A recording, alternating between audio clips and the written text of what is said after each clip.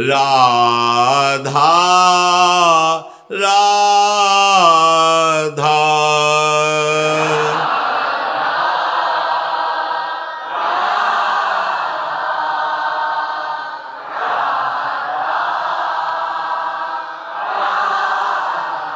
श्री राधा वल्लभ लाल की जय।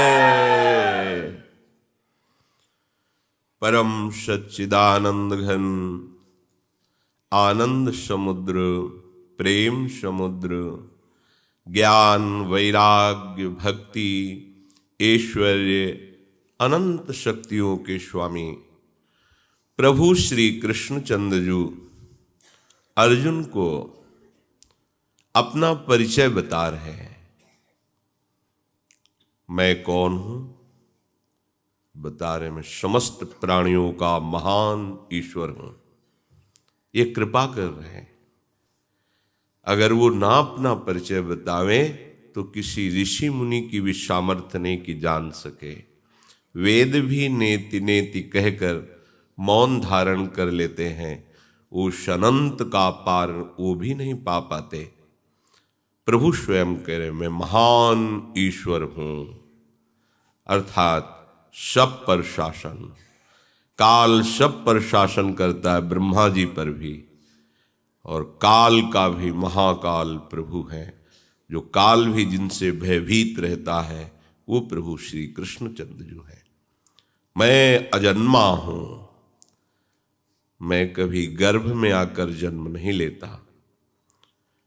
मैं प्रभु स्वयं वर्णन कर रहे हैं अविनाशी हूं, कभी कोई प्रभु के किंचन मात्र महामहिम श्री विग्रह में खरोच भी नहीं ला सकता, क्योंकि चिदानंद बपू है।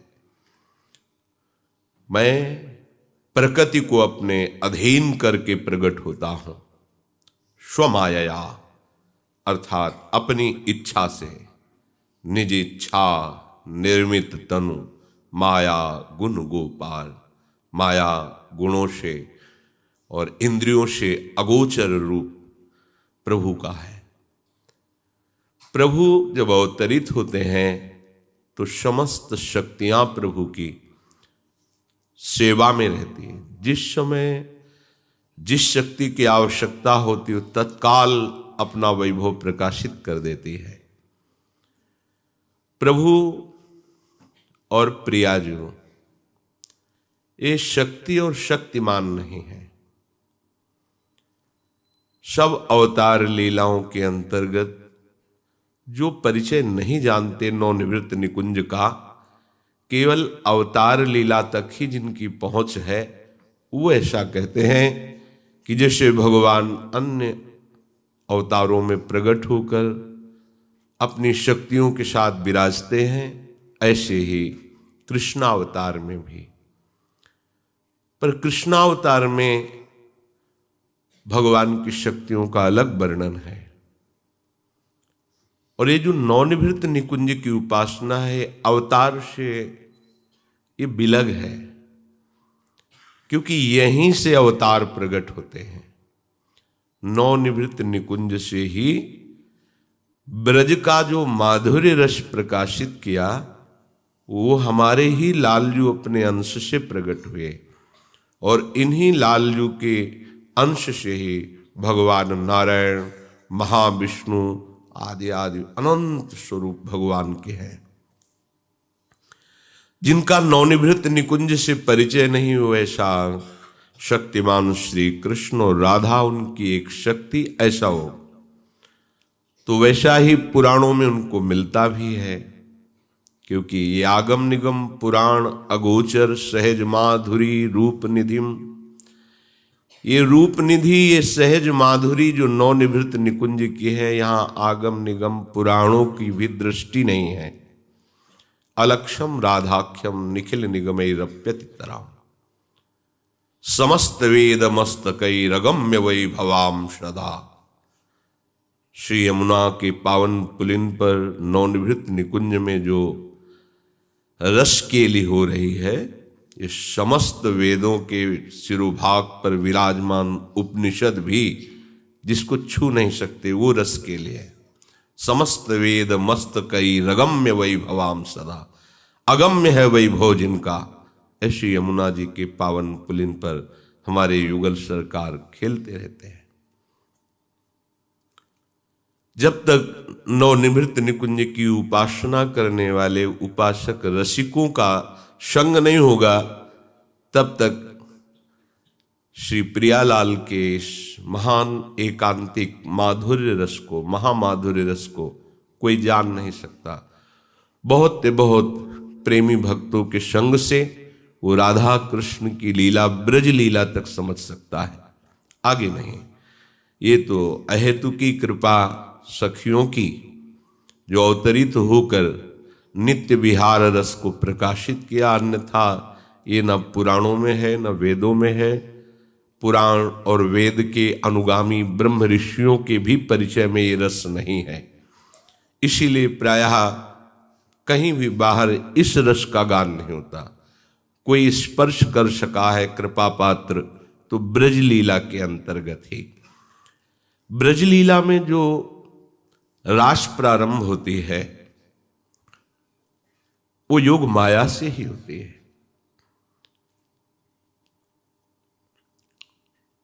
भगवान पिता रात्रि शरदोत्फुल्ल मल्लिका, वेक्षरन्तु मनश्चक्रे योग माया उपाश्रिता। वहां की रास रचना योग माया से होती है। भगवान व्यासदेव जी लिखते हैं, श्री शुकाचार्य वर्णन करते हैं, भगवान पिता रात्रि, वहां भगवान रास कर रहे हैं। भगवान पिता रात्रि शरदोत्फुल्ल मल्लिका, वीक्षरन्तु मनश्चक्रे योग माया मुपाश्रिता। लेकिन वृंदावन नवनिवृत्त निकुंज में योग माया का प्रवेश नहीं है, ऐश्वर्य का प्रवेश नहीं है, महामाधुर्य रस है। ये बिना रसिकों की कृपा के बात समझ में नहीं आएगी। लालन तेरे आधीन, सुनी सखी हो साच कहते हो, तू जल है ये मीन। लालन तेरे ये आधीन, तेरे ही रस बस श्याम सुंदरवर, जाचत है ज्यों दीन।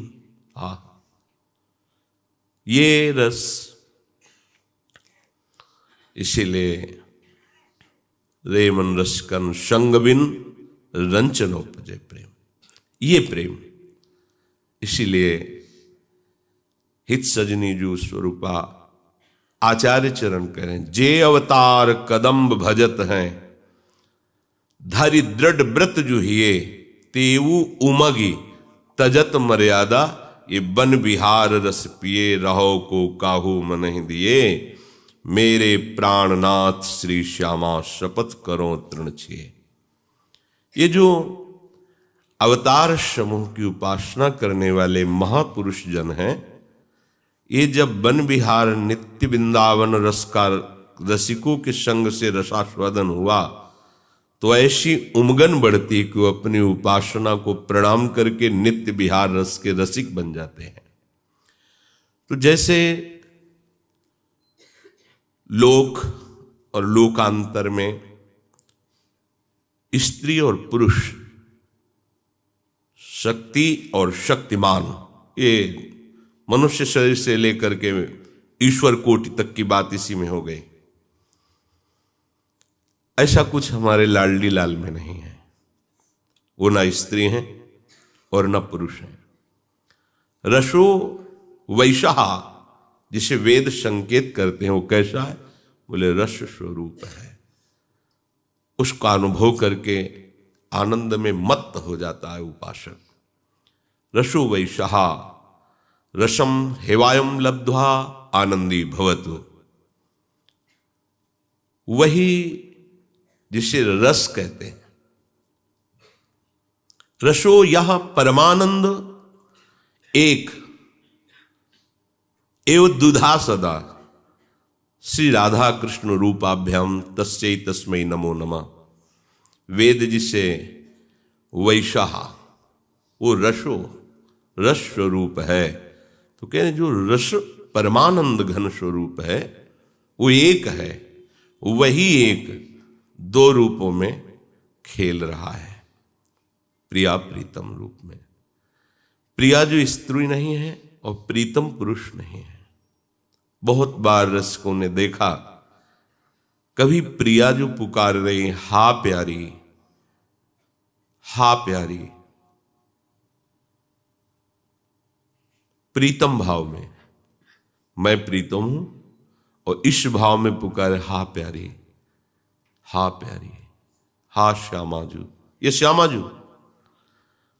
कभी लालजू पुकार रहे हा प्राण प्रीतम, हा करुणा में, हा मदन मोहन, प्यारी भाव में।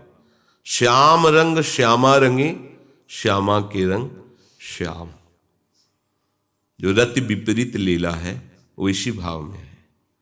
कभी प्यारी प्रीतम रूप हो जाती हैं, श्रृंगार से नहीं, स्वयं भाव से, स्वयं प्रीतम में, क्योंकि वह एक ही रस दो रूपों में। कभी प्रीतम प्यारी रूप हो जाते हैं, कभी कभी बाह्य श्रृंगार भी सखियां बदलती। तो जैसे स्त्री पुरुष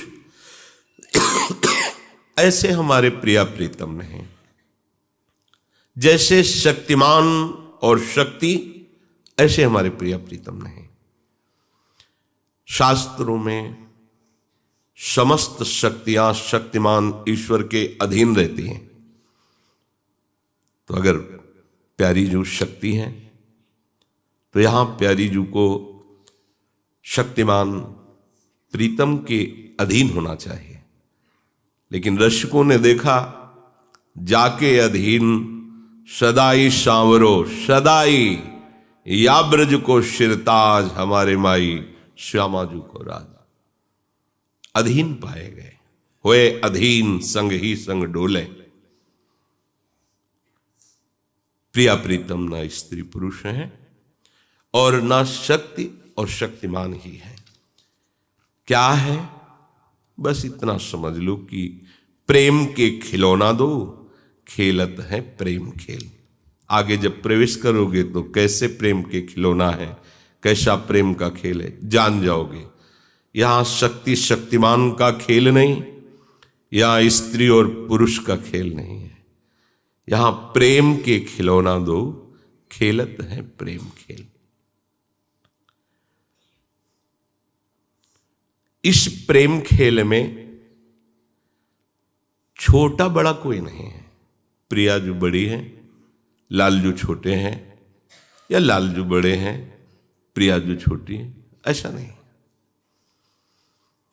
प्रिया जो अधिक रूपवान है, लालजू थोड़ा कम रूपवान है, या लालजू अधिक लावण्य रूप में है, प्रिया, ऐसा नहीं।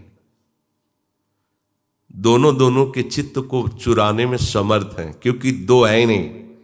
नागरी नौ किशोर, मिथुन मनस चोर। चलो, तो रस में प्रियाजू थोड़ा श्रेष्ठ होंगी, लालजू थोड़ा कम, क्योंकि देखा गया वो रस के लिए याचना करते हैं। नहीं, दंपति रस समतूल। रस में भी दंपति समतूल है और एक दूसरे के मन चुराने में भी समतूल है, और हर गुण में एक दूसरे में बराबर होड़ लगी रहती है। लाल मरकत मन छबीलो, तुम जो कंचन गात, बनी सहित हरिवंश जोरी, उभय गुणगन मात। क्योंकि एक ही रस दो रूप धारण किए हुए। तो जो लोग कभी कभी प्रश्न करते हैं कि हमारे मन में प्रिया प्रीतम के प्रति भी ऐसा भाव आता है, तो पहले समझो, प्रिया प्रीतम न स्त्री पुरुष है और न शक्ति शक्तिमान है। ये विशुद्ध प्रेम समुद्र का अवगाहन रसिक जन कर रहे हैं। ये प्रिया प्रीतम कोई खेल खिलौना नहीं है, महाप्रेम रस। साधारण भक्ति में ही काम का नाश होकर के भगवान की प्राप्ति हो जाती है। फिर प्रेम का अंकुरण होने पर काम बचा रहे तो वो प्रेम ही क्या। सूर्य के उदय होने पर अंधकार बना रहे तो सूर्य ही क्या। पर ऐसा होते हुए भी वही एक रस रूप जो अपने को दो रूपों में प्रकट किया, तो जो रस का भोक्ता स्वरूप हुआ वो श्याम वर्ण हुआ, वही रस। और जो रस दात्री हुई वो गौर वर्णा, उज्ज्वल वर्णा, शिवप्रिया जो हुई। इसीलिए सदैव लालजू को दैन्य होकर रस की लालसा करती हुई पाया गया।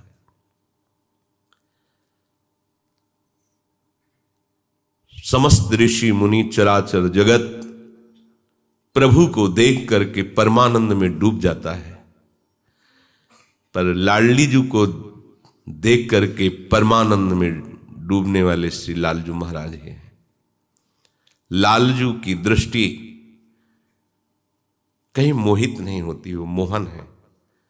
अगर उनको किसी ने मोहित किया है तो अपने आप से वो मोहित है। प्रियाजू कौन है? प्रियाजू लालजू के हृदय का ही तो साक्षात प्रेम है, कोई दूसरा थोड़ी। तो लालजू जिससे प्रियाजू से मोहित है तो किससे मोहित है? अपने आप से मोहित है, वो दूसरा नहीं है। श्री जी को देखते ही लालजू का रोम रोम अद्भुत प्रेम और प्रसन्नता से भर जाता है। लालजू को देख देख करके ही लाडली जू की उमगन बढ़ती रहती है, और उपासक इन दोनों के परस्पर प्रेम को देख करके आह्लाद, यह है नवनिवृत्त निकुंज का प्रेम रस। जैसे जैसे युगल सरकार की प्रेम रस वृद्धि बढ़ती है, तो जब प्रेम अंतर में बढ़ता है तो गंभीरता होती है, दोनों डूब जाते हैं।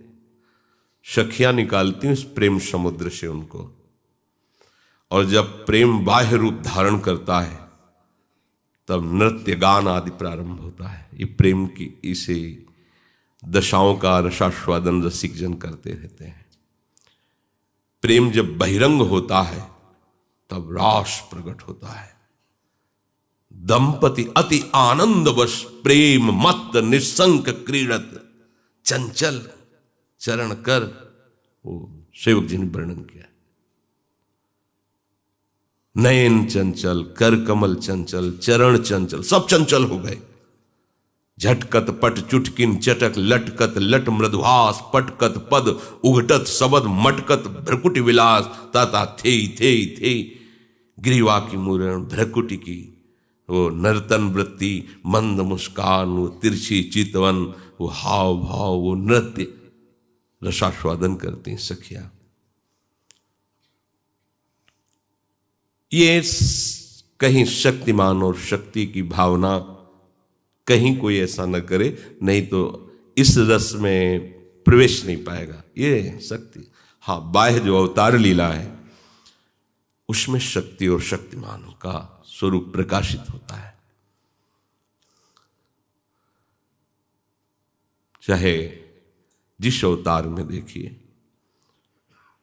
जहां थोड़ा भी प्रेम प्रकाशित होता है वह शक्तिमान प्रभु नहीं रह जाते। देखो भगवान श्री राम को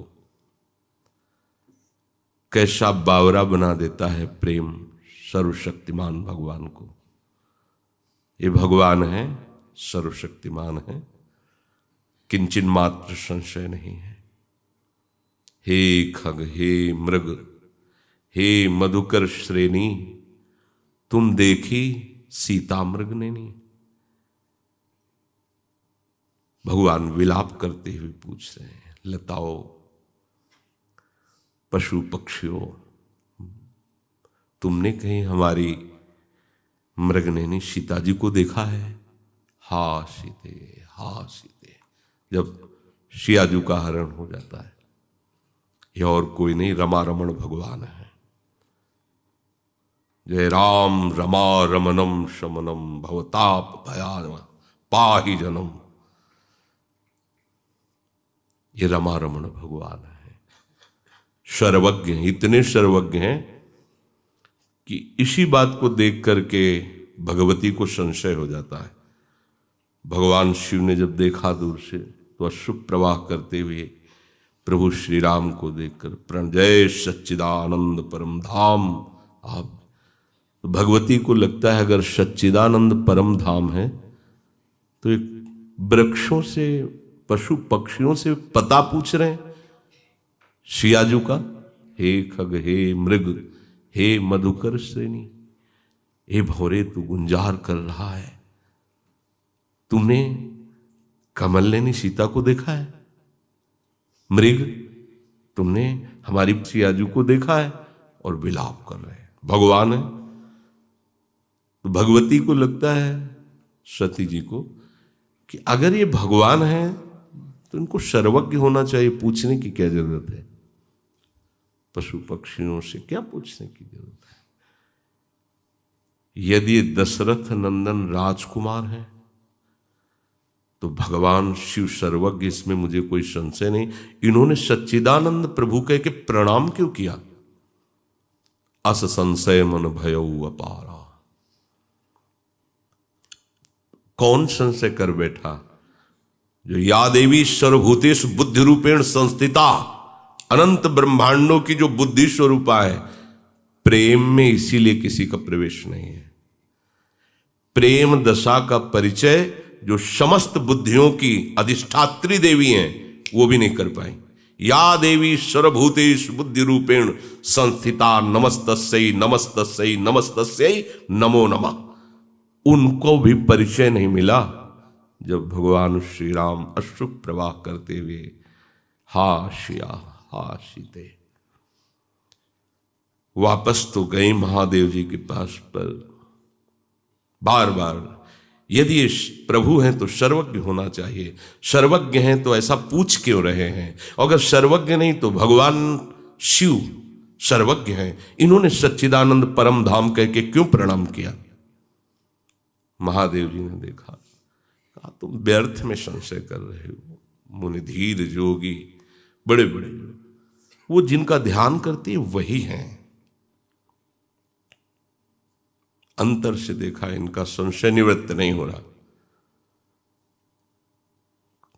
आप जा सकते हो, परीक्षा कर सकते हो,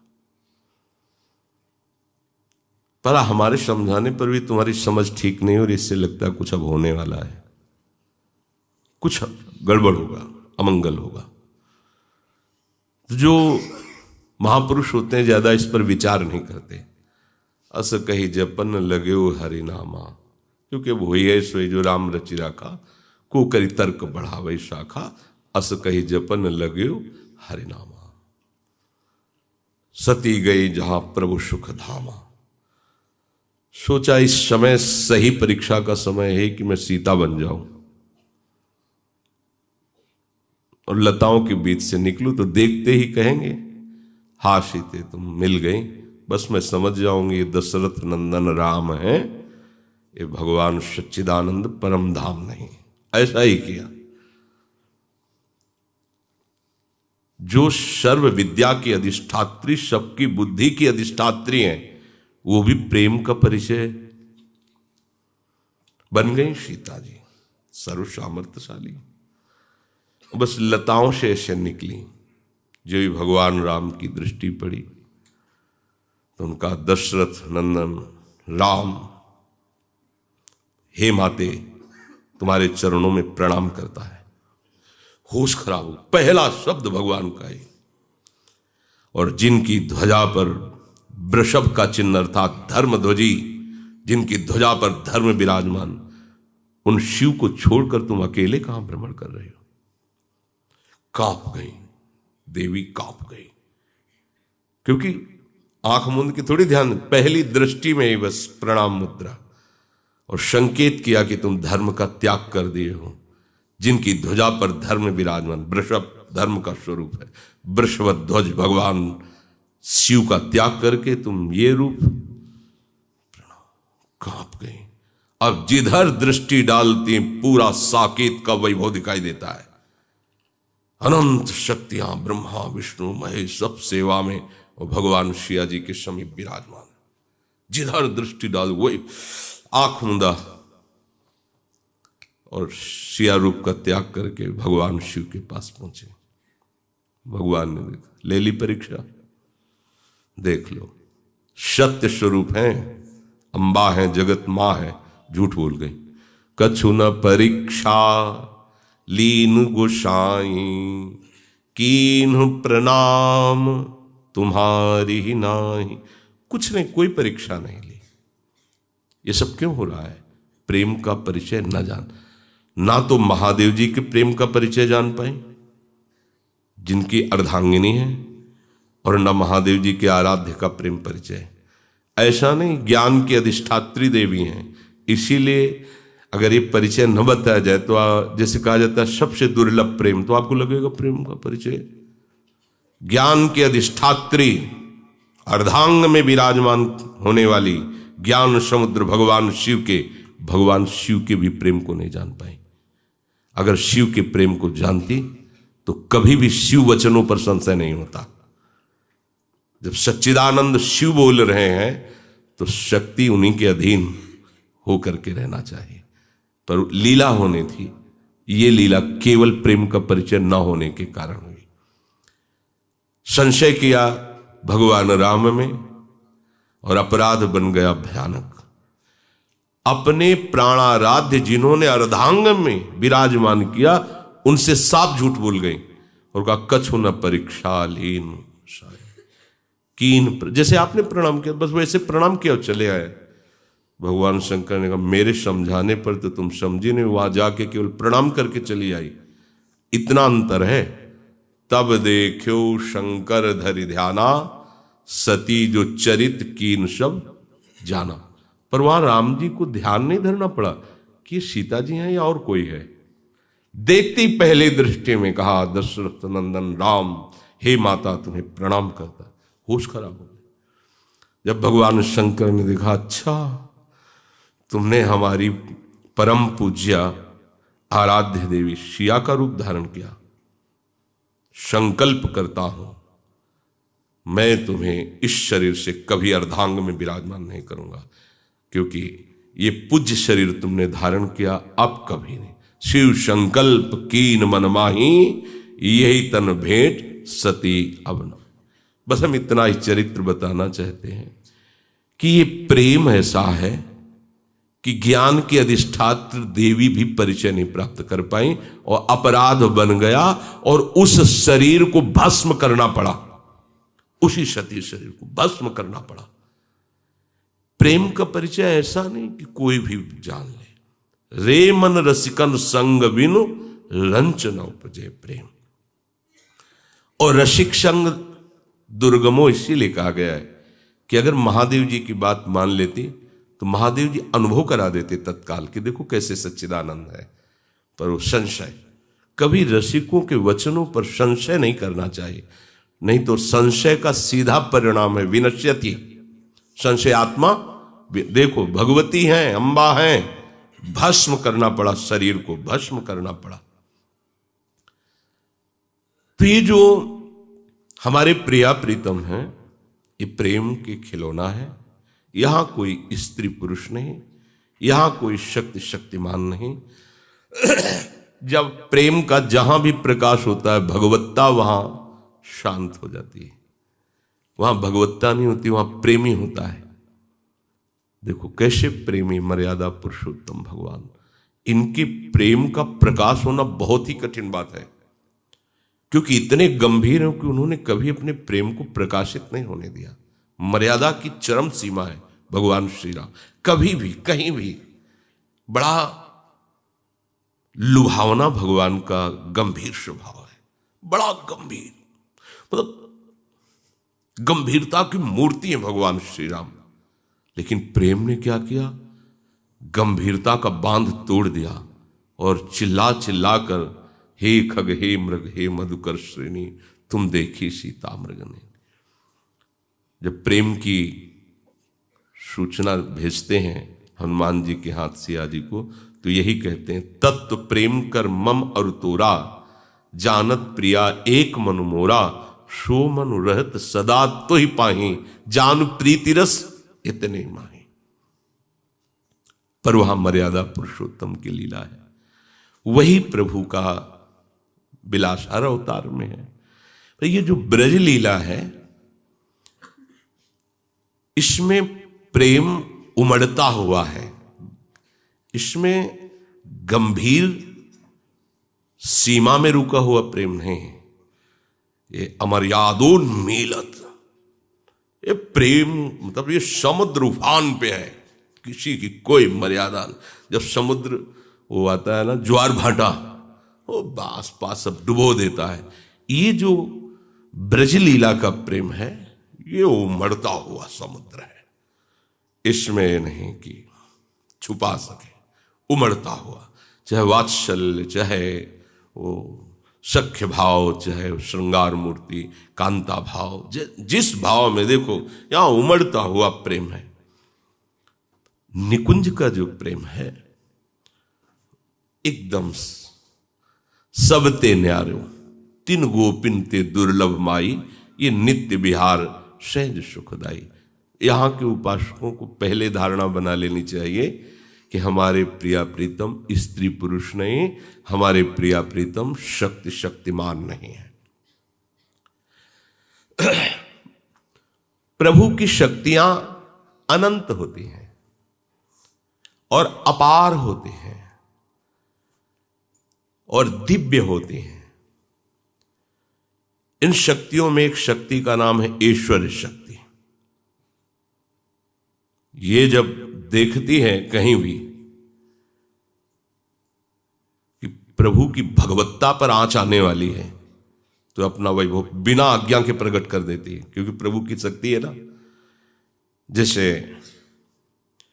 मैया गोद में लिए हुए लाला को, छोटे छोटे चरण हैं, मंद मुस्कान, एकदम कमल की कोमल पंखुड़ी जैसे, सब श्रीअंग गोद में लिए हुए दूध पिला रहे हैं। और लाला आज पता नहीं किस भाव में पीते ही चले जा रहे हैं। माता वात्सल्य में पिलाती चली, एकदम ध्यान आया कि लाला का भी छोटा पेट है, इतना दूध पी गया अपच हो जाएगा। हटा है, इतना दूध पी जाएगा तो अपच हो जाएगा तेरे। ऐश्वर्य को अच्छा नहीं लगा। भगवत्ता पर जहां कहीं भी ठेस पहुंचने को होती है, आदेश का इंतजार नहीं करती ऐश्वर्य शक्ति, तत्काल वैभव प्रकट कर। जम भाई आई लालजू को, तत्काल अनंत ब्रह्मांड उनके मुख में समाये हुए, कांप गई यशोदा मैया देख करके। माधुर्य ने, वात्सल्य ने डांट लगाया ईश्वर को, जामन है तो अपना वैभव दिखाए। हट गई ईश्वर शक्ति। वात्सल्य भाव, ये तो मेरी निगुड़ी आंखों का ही कोई दोष है, मेरा लाला तो मेरा ही लाला, ये दुनिया कहां दिखाई दी हमारे लाला के मुंह। नहीं नहीं नहीं, ये सब झूठा। और फिर मेरा लाला, मेरा छड़ी लेके पीछे भाग रही माता जी। मुख खोल, मिट्टी खाई। दाऊ दादा ने कहा मिट्टी। जहां भगवत्ता पर चोट पहुंचने को होती है वहीं ईश्वर बिना आज्ञा के प्रकाशित हो जाता है। मुंह खोल, बस अब खोल दे, नहीं छड़ी मार दूंगी। यशोदा में तो मिट्टी खाने की बात कोई, पूरे ब्रह्मांड इन्हीं से बने, दिखा दिया। माता वहां भी भयभीत हो गई। माट फोड़ करके दही पूरे आंगन में फैला करके भागे। अब तो बांधना ही पड़ेगा, बड़ा उपद्रवी हो गया है। भगवत्ता को पसंद नहीं आया, पूरे मोहल्ले तक की रस्सी लगा डाली, बाल ही नहीं पाई। ऐश्वर्य आदेश का इंतजार नहीं करती भगवान के, वो भगवत्ता। पर निकुंज में कहीं इनका प्रवेश ही नहीं है। कभी ऐसा हुआ हो कि भगवान अंतर ध्यान हो गए कहीं किसी वाणी में, या भगवान ने चतुर्भुज रूप लिया, या कोई ऐसा कि श्री जी को अपना रूप दिखा दिया कि भाई विराट रूप, या कुछ भी, कहीं भी जब रूप इनका देखने को मिला है तो आंखों में आंसू हैं और रोम रोम प्रेम पुलकित है और जिह्वा पे राधा राधा है, दूसरा रूप ले।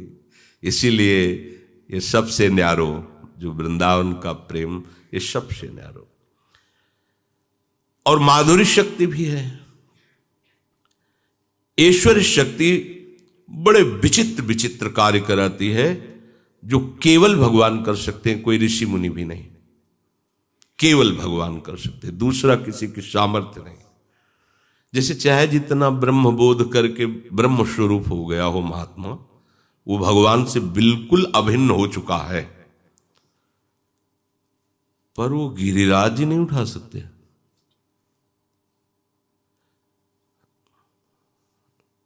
महाराज अभी 7 वर्ष के हैं लालजू महाराज, 7 दिन 7 रात ऐसे बिना किसी श्रम के ऐसे गिरिराज 21 किलोमीटर, गिरिराज जी 21 किलोमीटर परिक्रमा है ऐसे, संपूर्ण ब्रजवासी सुरक्षित 84 कोष के, और प्रभु ऐसे ईश्वर शक्ति, कोई दूसरा ऐसा नहीं कर सकता है।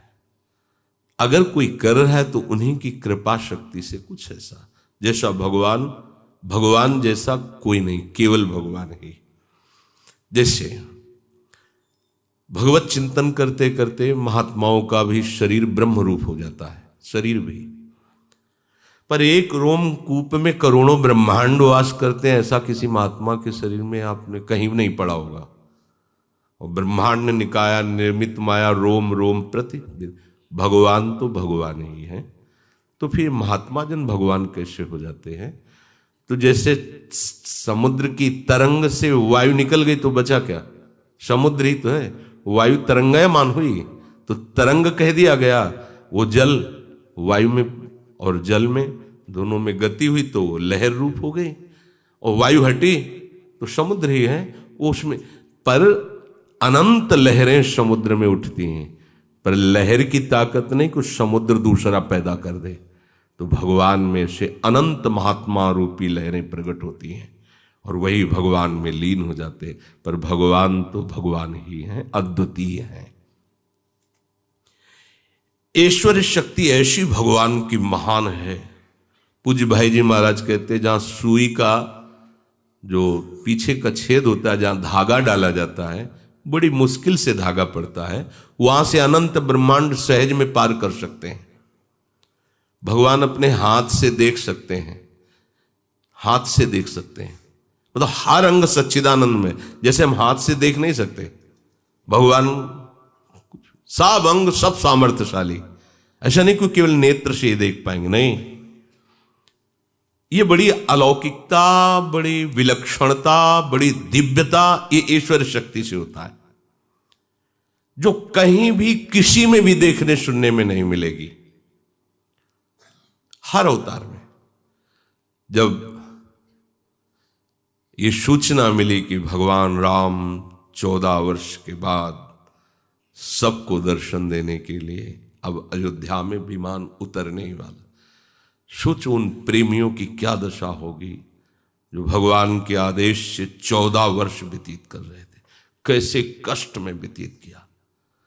भरत जी महाराज जमीन खोद करके उसमें कुश बिछा करके, जो गाय को जो खवाया जाता गोबर में निकलता उसको उबाल करके उसे, कैसा भगवान राम कह रहे हैं हनुमान जी से, शीघ्र जाके सूचना दे दो, अगर कुछ भी क्षण विलंब हो गया, 14 वर्ष से ऊपर हो गया, तो बहुत ऐसे हैं जिनके प्राण निकल जाएंगे। भरत जी तो जीवित ही नहीं रहेंगे, इसलिए पहले जाके सूचना दे सबको, नहीं प्राण निष्प्राण, वो केवल इसी आशा में जीवित हैं। अब जे ही भगवान का विमान उतरा, समस्त अयोध्यावासी पशु पक्षी सब व्याकुल भगवान राम को हृदय से लगाने के लिए। ईश्वर शक्ति ने देखा, तत्काल ईश्वर शक्ति ने अपना प्रभाव दिखाया। अमित रूप प्रगटे ते ही काला, अमित रूप, अनंत रूपों में भगवान राम हो गए और हर एक से गले लग रहे, हर एक से मिल रहे, पशु पक्षी जो भी सब अयोध्या सबको भगवान अमित, ये ईश्वर शक्ति अमित रूप प्रगटे ते काला। ये कहीं देखने में सुनने में किसी में भी ऐसा। और प्रभु की जो माधुर्य शक्ति है, इसमें इतना लावण्य आकर्षण, इतनी मिठास, इतनी मधुरता, मधुराधिपते रखिलम मधुरम, यह है माधुर्य स्वरूप, सब कुछ मधुर। ग्वाल वालों के साथ खेलते हैं तो माधुर्य पूरा रोक लगाए रहती है ईश्वर का, ईश्वर शक्ति को डांट लगाए रहती, बिल्कुल मत आना हमारे बीच में। अगर ऐश्वर्य प्रकाशित हो जाए तो खेल पाएंगे क्या? सखा ही तो है अर्जुन, और प्रकट हो गया ऐश्वर्य स्वरूप भगवान का तो कांप रहे हैं ऐसे ऐसे। और उसी समय प्रार्थना भी की है कि मुझे क्षमा करना, मैंने आपको सखा कहा, आपको प्यार में कृष्ण कह के बुलाया, पर मैं नहीं जानता था आप इतने महान भगवान हैं। मेरा जो ऐसा कहना था प्रभु, बस मुझे क्षमा कर दीजिए। मैं आपको देखा ऐश्वर्य प्रकट हुआ तो भाव दब गया, भगवत्ता प्रका कांप रहे थे अर्जुन जी। अर्जुन जैसे महावीर अतिरथी वीर कांप रहे थे। तो जब भगवान को निज जनों के साथ खेलना होता है तो ये माधुर्य शक्ति घेरे रहती है कि ईश्वर शक्ति का प्रवेश ना होने पर। नहीं तो सखा कह रहे तुम्हारे पास 1-2 लाख गैया ज्यादा होगी ना, जब तेरे ऊपर पीठ में चढ़ने का है तो भाग पड़ा, हमारे ऊपर चढ़ गया था, और जब तेरे को दांव देने का है तो भाग पड़ा। कल इसको खेल में नहीं। ठाकुर जी सखाओं कैसे हाथ जोड़ते हैं, चढ़ो हमारे पीठ पे चढ़ लो, ऐसा खेल में काकों को गोसैया, ऐसा। ये माधुर्य शक्ति ऐश्वर्य को डांट लगाए रहती, आना मत आना मत। ग्वाल वालों के साथ खेलते होते हैं तो माधुर्य शक्ति का पहरा होता है, केवल वहां माधुर्य ही रहेगा, ऐश्वर्य प्रवेश नहीं करेगा। अगर उस समय ऐश्वर्य प्रकट हो जाए तो कोई भी उनके साथ खेल ही नहीं सकता। एक बार जब नंद बाबा को वरुण के पार्षद ले गए थे तो नंद बाबा ने देखा वरुण का वैभव। जब लालजू छुड़ाने के लिए तो ये देखा कि मैं वरुण सहित वो बड़े बड़े सब साष्टांग दंडवत आरती पूजा। बाबा ने आके ब्रजवासियों की बैठक बुलाई और कहा भैया हमारे लाला की वहां लंबी लंबी दंडवत कर रहे थे सब बड़े बड़े देवता, वरुण सब ऐसा। तो सखा भी सुन रहे थे। तो जब वहां से बैठक से सब भागे तो बुलाया, बोले कन्हैया बाबा कह रहे थे वरुण देवता तो वही दंडवत कर रहा था। बोले हाँ कर रहा था, हमें विश्वास नहीं होता, तू हमारा मित्र है यार, तेरी दंडवत वरुण देवता कैसे? वो कह रहे थे स्तुति भी कर रहा था वो वरुण देवता कि वैकुंठनाथ हैं, भगवान हैं, ऐसा। तू भगवान है? भगवान का भगवान तो है ही हम। अरे भैया सारे तू ऐसे ही बोलता है, तू भगवान कैसे? जब से पैदा हुआ हमारे साथ खेला, हम जानते तू कैसा भगवान, छीन छीन के हमारी जूठन खाता है, तू भगवान है। भगवान तो कोई बड़े होते हैं, तू थोड़ी भगवान हो सकता है। तो कुछ उनमें ऐसे भी है कि नहीं हो, बाबा झूठ क्यों बोलेंगे? कहा आप दिखाओ आप कैसे भगवान। अरे बोले छोड़ो बातें, तुम मत देखो, माने दिखाओ, बुझाओ, उसमें ब्रह्म हृदय में स्नान करो। तो सब सखा जय स्नान के पहुंच गए बैकुंठ में। अब जय विजय चतुर्भुज रूप, वो दिव्य तेज, हाथ जोड़े सब, बड़े बड़े ऋषि मुनि स्तवन कर रहे हैं, भगवान बैकुंठनाथ विराजमान, श्याम सुंदर चतुर्भुज, पार्श्व में कमल लिए हुए महालक्ष्मी। वो ऐसे देखना, जय विजय नंद सुनंद आदि डांट लगाए, हाथ जोड़ के खड़े चुपचाप। वो ऐसे देख, और भगवान मुस्कुरा रहे ऐसे, ना हमको वही भेजो, हमको ये बैकुंठ रूप, हमें तो वो अपना सखा चाहिए दौड़ के जो हमारे गले में हाथ डालता और हम ऐसे करते नहीं यार, और वो जबरदस्त हमें देखा। बोले बैकुंठ, अब बोले नाम मत लेना, ऐसी जगह का नाम मत लेना जिसके हम गले में हाथ न डाल सके। मुझे ऐसा नहीं चाहिए, मुझे अपना वही कृष्ण चाहिए जिसके साथ हम खेलते हैं। ईश्वरी, अगर ईश्वरी प्रकट हो जाए तो उनसे कोई दांव ले लेगा, उनसे कोई खेल पाएगा? माधुर्य शक्ति ऐसे जो प्रकाशित होती, भक्तों के साथ भगवान जो क्रीड़ा करते हैं, वो ईश्वर शक्ति को छुपा करके माधुर्य शक्ति अपना प्रकाश करती है। भगवान चाहे मित्र रूप में हो या पुत्र रूप में हो या कांता भाव के पति रूप में हो, यहां माधुर्य ही प्रकाश होता है, ईश्वरी नहीं। तभी रसमयी लीलाएं होती हैं। जैसे भक्त भावना करता है भगवान वैसा ही अनुभव कराते हैं। इसीलिए हमारे निकुंज में कहीं भी भगवान शब्द नहीं लगता है, क्योंकि भगवान में ऐश्वर्य भी है। और यहाँ लाल जो बोला जाता है, राधा वल्लभ लाल की जय, बांके बिहारी लाल की जय, राधा रमन लाल की जय। और अगर कोई ऐसा बोले बांके बिहारी भगवान की जय, तो जान लेना कि वो उपासक नहीं है अपने रस का, वो कहीं बाहर से आया हुआ व्यक्ति है, वो उपासक नहीं। और एक हंसी सी भी लगती है, राधा वल्लभ भगवान की जय, तो ऐसा अपने आप देख के लगता है क्या बोल रहा है यार, इनको भगवान बोल रहा है, और भगवान नहीं तो है क्या। पर देखो अपने ही लोग देखो, अगर कोई राधा वल्लभ जी के मंदिर में बोले कि राधा वल्लभ भगवान की जय, तो आप ऐसे जरूर देखेंगे, हाँ कोई बाहरी है तभी बोल रहा है। मतलब अब भगवान सुनना भी अच्छा नहीं लगता इनके लिए, क्योंकि हमारे प्राण प्रिय हैं। यहाँ केवल महामाधुर्य, यहाँ तो माधुर्य रस क्यों, महामाधुर्य रस। जिस समय माधुर्य का प्रकाश होता है उस समय ऐश्वर्य शक्ति गुप्त रहती है, और जिस समय ऐश्वर्य का प्रभाव होता है तो माधुर्य गुप्त हो जाता है। ऐश्वर्य शक्ति तभी प्रकाशित होती है जब माधुर्य में शंका पैदा हो जाए, तो ऐश्वर्य प्रकाशित हो जाएगा। माधुर्य शक्ति के प्रकट रहने पर भगवान बछड़ों को ढूंढ रहे हैं। सखाओं का भी अपहरण कर लिया जब बछड़ों को ढूंढने गए, लौट के आए सखा भी नहीं। तो ऐश्वर्य शक्ति प्रकाशित, बैठे बैठे देख रहे हैं कि ब्रह्मा ने ब्रह्मलोक में छुपा लिया है ऐश्वर्य शक्ति। सब तत्काल उतने ही बछड़े, उतने ही सखा, उतने ही छड़ी छीका वस्त्र, सब कुछ भगवान बन गए।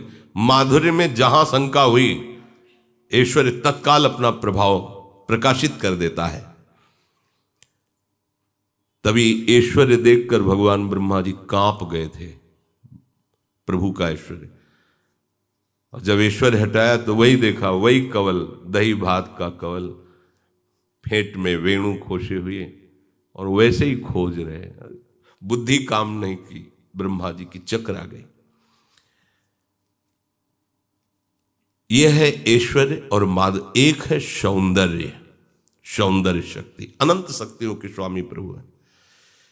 अब ये सौंदर्य शक्ति जब भगवान की किसी भक्त के सामने प्रकाशित होती है, कोई ऐसा नहीं जो पागल न बन जाए, ऐसा सौंदर्य है इनका, कोई ऐसा नहीं। मधुसूदन सरस्वती नाम के परमहंस, ब्रह्मबोध संपन्न महापुरुष, कभी जब भक्तों से, तो निर्गुण ब्रह्म की स्थापना इनके हृदय में थी, भगवान श्री कृष्ण के विषय में विशेष महत्व वाली बात नहीं कहते थे, सब ब्रह्म है, पर वो माया स्वीकार करके ऐसा ऐसा। तो भक्तों ने प्रभु से प्रार्थना की कि दिखा दो तुम कैसे ब्रह्म हो। दृश्य प्रकट हुआ यमुना जी के पावन पुलिन पर, वंशी वादन करते हुए ललित त्रिभंगी श्री कृष्ण। कांपने लगा शरीर, प्रेम विकल हो गए। आखिरी लाइन में गए, कृष्णात् परम किमपि तत्व महम, कृष्ण से भी बढ़कर कोई ब्रह्म तत्व है, मैं ऐसा नहीं जानता। और एक पद में तो कहा कि मैं स्वराज सिंहासन पर अर्थात ब्रह्मबोध संपन्न महापुरुष हूं, पर इस गोपी लंपट ने मुझे दासी बना लिया। ये सौंदर्य, ब्रह्मबोध संपन्न महापुरुष को भी श्री कृष्ण, देखो सौंदर्य ही तो है परमहंस शिरोमणि सुखदेव जी को आकृष्ट करे, ऐसा सौंदर्य। जब प्रभु मथुरा में प्रवेश कर रहे हैं तो ब्रज की गोपियों का क्या महामहिम स्वरूप है, मथुरा की उन नारियों को तब समझ में आया। वैसे तो महिमा सुनी थी, अब कोई दौड़ दौड़ देख देख वृंदावनेश्वर आ गए और जा रहे हैं। अब वो ऊपर छत से जल्दी उतर नहीं सकती, तो वहां झांक, बड़ी चतुर है, झांक के देखा कि बस हम निकलने ही वाले, तो फौरन अपनी वेणी को तोड़ा और ऐसे फूल्डा, ऐसे श्री कृष्ण ने। और वो कह रही है, गोप्यस्तपः किम चरन यदमुष्य रूपम लावण्य सारमसमूर्ध मनन्य सिद्धं दृग्भी पिबन्त्यनुसवाभिनवं दुराप मेकांत धाम यशसः श्रियेश्वरस्य। अब कैसे, देखो यही प्रवीणता होती है। अब नीचे निकल जाएंगे, कैसे, क्या करूं? तुरंत वेणी के पुष्प तोड़े, ऐसे डाले, भगवान ऐसे दया मच गई, विशाल नयन, प्रेम टपक रहा है ने देखते ही। वो कहती, वो गोप्यास्तपा किम चरण यदमुष्य रूपम। मैंने तो अभी एक झलक देखी और गोपीजन इनके सौंदर्य का निरंतर पान करते। कौन सी इनकी तपस्या, कैसी इनकी तपस्या श्रेष्ठ, ये रूप का और निरंतर पान करती। सौंदर्य का सार है ये कृष्ण। कोई भी अनंत ब्रह्मांडों में इनके समान सुंदर मैंने नहीं देखा। एक झलक देखी मथुरा वासिनी, ओ कैसा सुंदर रूप। ऐसा नहीं कि संवारा गया हो, सजाया गया हो, बनावट कि भाई का नेत्र तो इतने हैं पर काजर फैला के कजरारे दिखाने हैं बड़े नेत्र, ऐसा नहीं। अरविंदाक्ष, बिना सजाए संवारे ऐसा सौंदर्य कोटि मनमथ मनमथा, स्वयं सिद्ध सौंदर्य, ये भगवान की सौंदर्य शक्ति। इनके रूप को क्या देखा, प्यास आग लगा ली। अब तो हृदय में सदैव इसी रूप को देखने की प्यास बढ़ गई। अरे कैसा रूप है, नित्य नवीन नवीन। ये रूप अहो भाग्य, लावण्य का सार, कैसा दुर्लभ रूप। पता नहीं गोपियों ने कौन सा तपस्या भजन किया कि इनका आलिंगन प्राप्त किया। ये जो नहीं जानते ना, वो कहते भगवान ऐसा, ये सब बड़े बड़े तपस्वी भजनानंदी महात्मा हैं जो भगवान का आलिंगन गोपी रूप से प्राप्त कर रहे हैं। अहो भाग्य है गोपियों के जो अपने नेत्रों के दोने से भर भर करके रूप रसाशों का वो पान करती हैं। भगवान जब वहां से चलकर रंगमंच पर पधारे तो श्री सुखदेव जी सबके मन की दशा को देख रहे हैं। निरीक्षिता उत्तम पुरुषौ जना, मंच स्थिता नागर राष्ट्र का नृपु, प्रहर्ष वेगोत कलिते क्षणानना, पपूर्ण तृप्ता नयनैस्तदाननम, पिबंत इव चक्षुर्भ्याम, लिहंत इव जिह्वया, जिघ्रंत इव नासाभ्याम, श्लिष्यंत इव बाहुभी। राजन, श्री सुखदेव जी परीक्षित जी से कह रहे, वहां जितने मथुरा के लोग बैठे थे रंगमंच पर पधारते ही श्री कृष्ण के सब आनंद में मगन हो गए। प्रभु का मुख कमल देखते ही सबके नेत्र प्रेम रसासो, जैसे कोई मदिरा पे हो, उन्मत्तता छाती। मदिरा कहीं निकृष्ट उस प्रेमाशो की, पर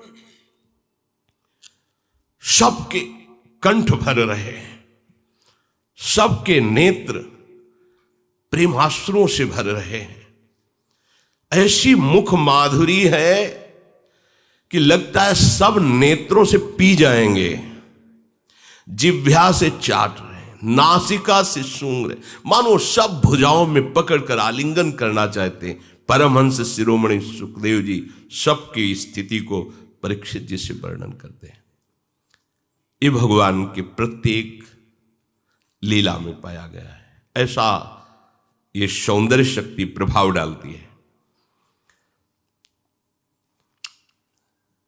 जनक जी के यहां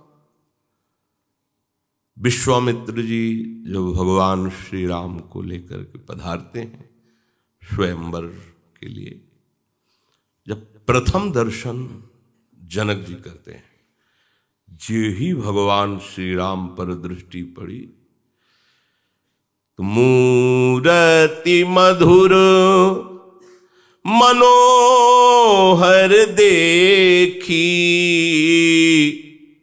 भयउ विदेहु विदेहु विषेखी।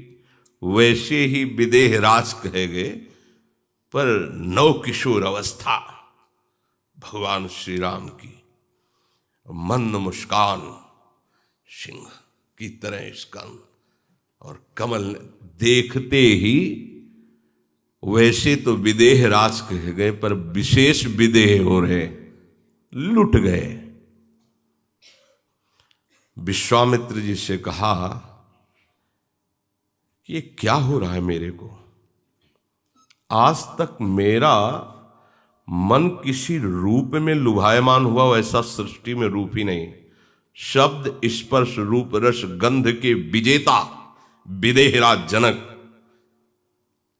स्वयं बोल उठे, सहज विराग रूप मनु मोरा,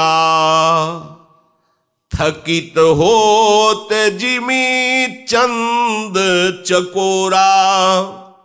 मैं अपने मन को देखा है, सहज बैरागी हमारा मन है। यहां से लेकर ब्रह्मलोक तक का कोई भी सौंदर्य हमारे मन को रागी नहीं बना पाया। वही बैरागी मन जैसे चकोर चंद्रमा को देखकर प्रेम शिथिल होता है, ऐसे मेरा राग त्यागी मन आज इनके अनुराग में थकित हो रहा है। ये क्या हो रहा है? जनक जी खुद नहीं समझ पा रहे हो क्या रहा है। मुझे राम रूप देखने पर हो क्या रहा है।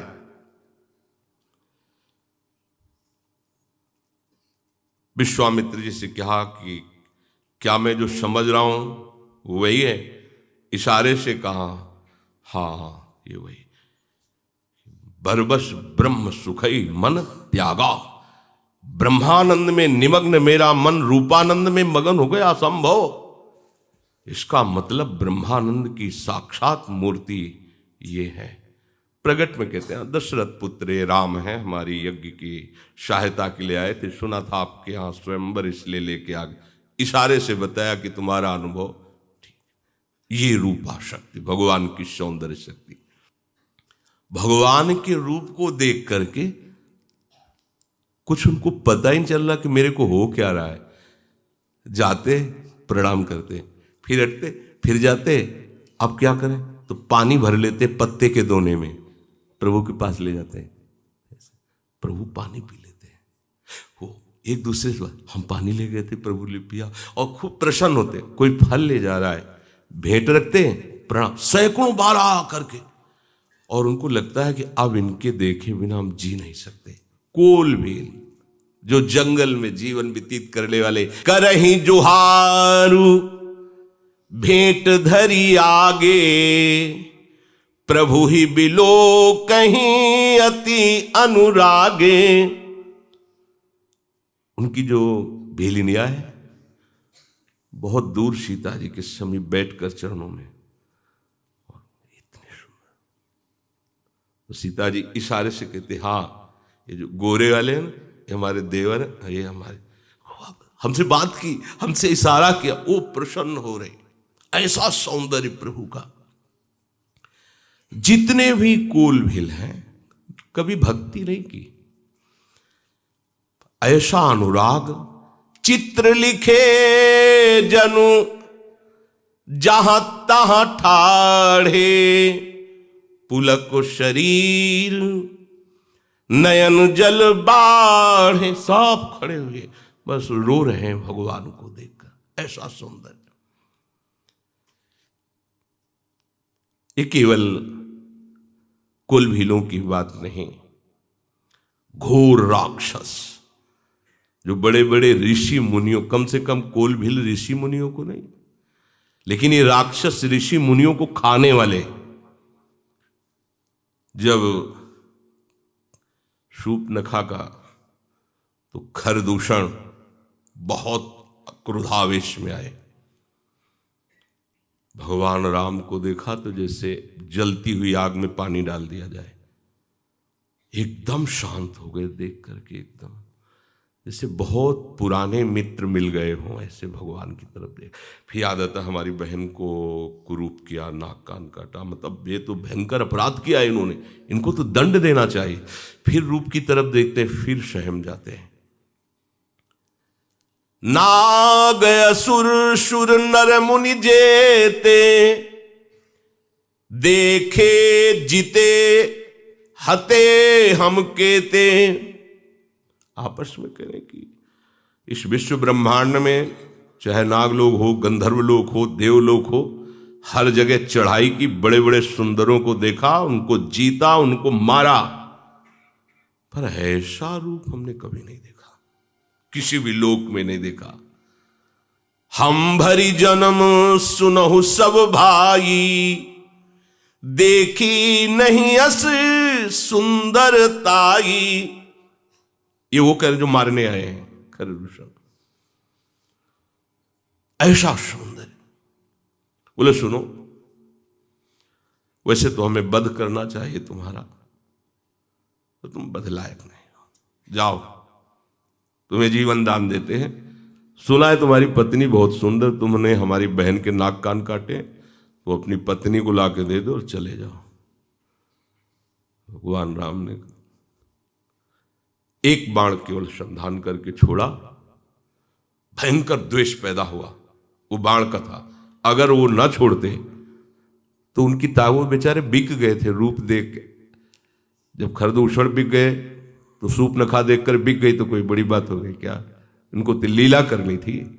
ऐसा रूप कोई ऐसा नहीं है जो उस रूप को देख करके बिक न जाए।